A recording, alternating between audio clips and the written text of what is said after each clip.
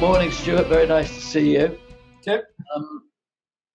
Many years ago, series 14, episode 7, we descended on a village called Wicken, Northamptonshire. What are your memories of Wicken? I have quite strong memories, actually. When first I started thinking about Wicken, I seem to have done so many sites starting with W, and they're all getting a bit confused. But fortunately, I'm a man who always kept a file for every site we did. I kept a file with all my maps in that I work on and my drawings and everything else. You know, it's like my personal archive. And the minute I opened it up, you know, the memories come flooding back. It's a bit like a treasure trove, my filing cabinets for time too. Could you pick one thing out to share with us? That lovely, all your little tadpoles. All my little hashers and tadpoles, defining the earthworks that were in the village and helped us unravel the stories a little bit. The site itself was extremely extremely complicated, and I think our task that we were asked to do there in many ways was really stretching the resources and capability of Time Team to do something in 3 days. And I don't know if that came through on the programme at all, but even when people who were working there didn't quite know which bit they were in, whether they were in Wick Hamon, or whether they're in Wick Deeve, or which manor they were in. And so overall, I had to keep this landscape archaeologist view of always looking at the bigger picture to understand the questions we were asked to answer. So I have these very vivid memories of trying to keep it all in order in my head, and therefore these memories are quite strong now. I remember that there were some interesting finds there around the church. We won't talk about those. We'll let people watch the programme to find out about those. Okay. If there was a reason that you were talking to someone and saying, watch Wicken, what would it be? Why should they watch Wicken? I think it will be to try and almost communicate how complicated even a village can be. You often think villages are relatively simple. You're in the middle of the country, they're usually quite small, they've usually got a church and a pub, you know, and a village green. But Wicken had that complicated history behind it.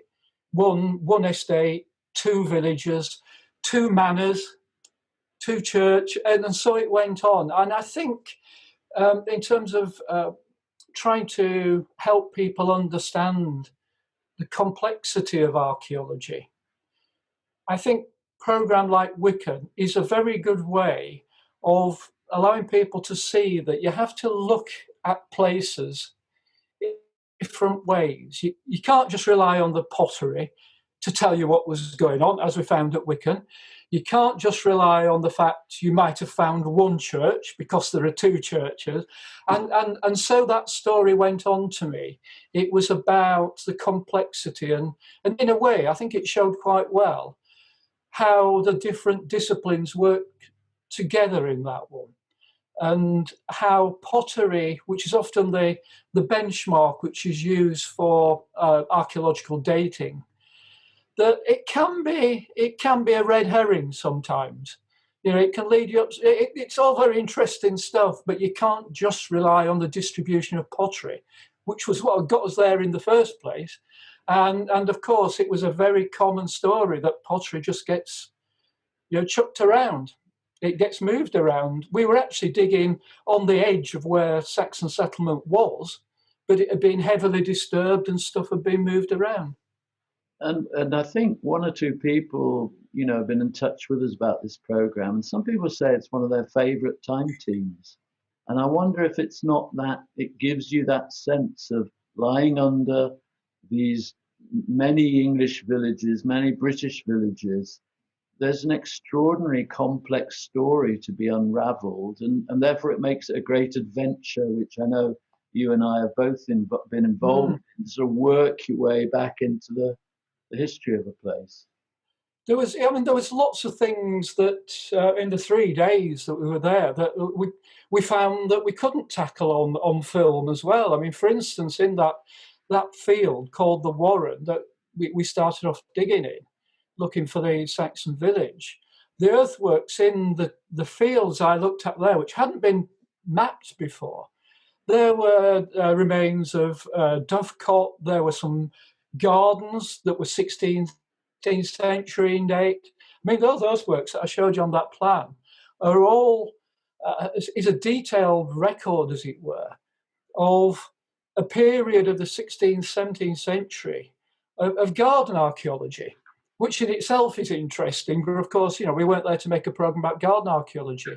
It had medieval buildings in it. There was certainly another dovecot, one of the earthwork platforms that I looked at.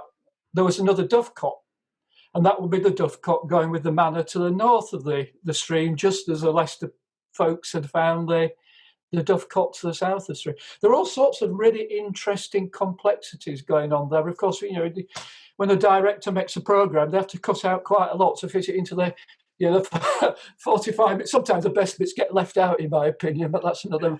Quite possibly. And I think we should. I'll also mention that we're not going to talk about a couple of what you might call star finds, not landscape finds, but star finds. We'll let people watch the program. So, Stewart, thank you very much for your memories and sharing your wonderful collection of archive maps and things with us.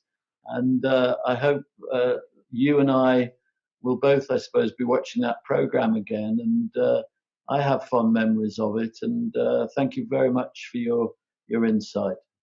Okay, Tim, I'm going to put my archives away for another 20 years or so before anybody looks at them again. Anyway, bye.